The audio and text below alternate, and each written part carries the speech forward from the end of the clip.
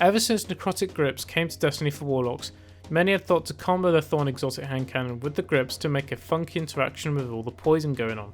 Other than that, I didn't see the grips getting much play. Until now. Since the Witch Queen expansion dropped for Destiny, there has been a new exotic kinetic SMG called Osteo Striga. My name is ERATTIC, and I have created and reshaped my Osteo Striga to include its catalyst to show you all today why Osteo Striga and Necrotic grips make such an insane combo. Before we continue, if you like anything that you end up seeing in this video, please make sure you hit like and subscribe for more. First, I'm going to look at the perks on both exotic pieces and explain how they intertwine with each other, and then I'm going to show you some gameplay with commentary over the top. Let's begin. First, we're going to look at the Osteo Striga with its main exotic trait, Screaming Swarm. Fires a stream of sentient, toxic projectiles that track the targeted enemy. So it's just letting us know here that the toxic projectiles are the bullets that can track the enemies when we're hip firing or aiming towards the enemy. The second exotic perk on this gun is Toxic Overload. Landing a final blow or multiple precision hits triggers a burst that poisons nearby targets. So, if you get a kill with this weapon, the poison then is going to spread to other enemies around it, which is then going to make those enemies tick for the same amount of poison damage until they either die or the poison ticks run out anyway.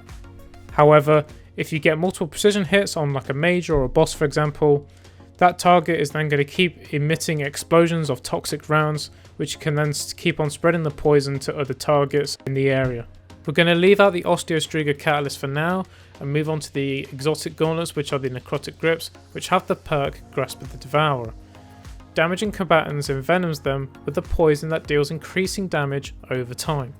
What this enables Osteo Striga to do now is to go into God mode, because if we look back at the second exotic perk on the gun again, landing a final blow or multiple precision hits triggers a burst that poisons nearby targets, and that poison now is going to be able to do increasing tick damage over time until the target dies.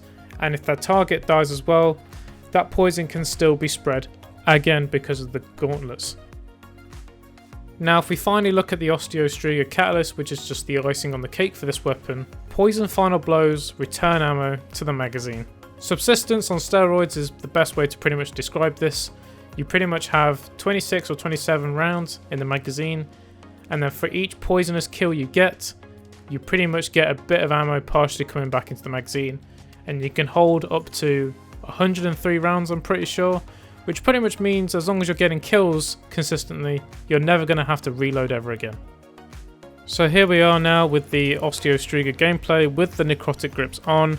And now that we've gone through the perks, you should be able to see that it's no surprise that the whole room, as you can see in the background here, gets absolutely wiped out by the poison. There you go, most of the enemies dead in the first lot of this room here. The poison is exploding because of the enemies that are dying and spreading to other enemies, and then once they die of that poison, it's then getting spread, so on and so forth, until as you can see, all the enemies are gone because they're all rank and file enemies, they're not majors. So this is really, really good for ad clearing. Highly recommend using it if you haven't already.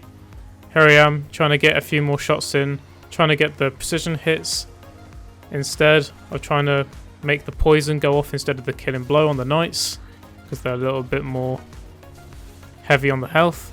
But here I am, I've shot one for all here, and I mean, I couldn't even finish my explanation. They're all gone.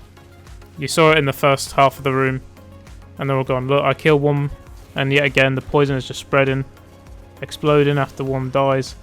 Keeps going, and yeah, the first lot of this room gone.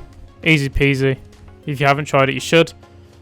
This was my first run looking at it, but if we move on to the second run now, you should be able to see I'll go in again, see if there's any difference, if I be a little bit more aggressive this time, if I kill ads a lot faster or not. Obviously you will, you're not going to be standing there. You killed one person, you're just waiting. I mean, it is satisfying to watch, I'm not going to lie. If you kill one and just watch the whole room just die to poison after a while, but ideally when you're playing the game, you're not going to be sitting there killing one target and then just waiting. I think I was a bit of a idiot in this run. I killed some enemies, Yeah, that's about right. And I ran up to the knights, thinking that I was a god, trying to tank it, thinking I won't die. This is old content. And there you go, I get sniped by the Eye of the Riven. So, thank you for watching the video. If you stuck around to the end, that's excellent.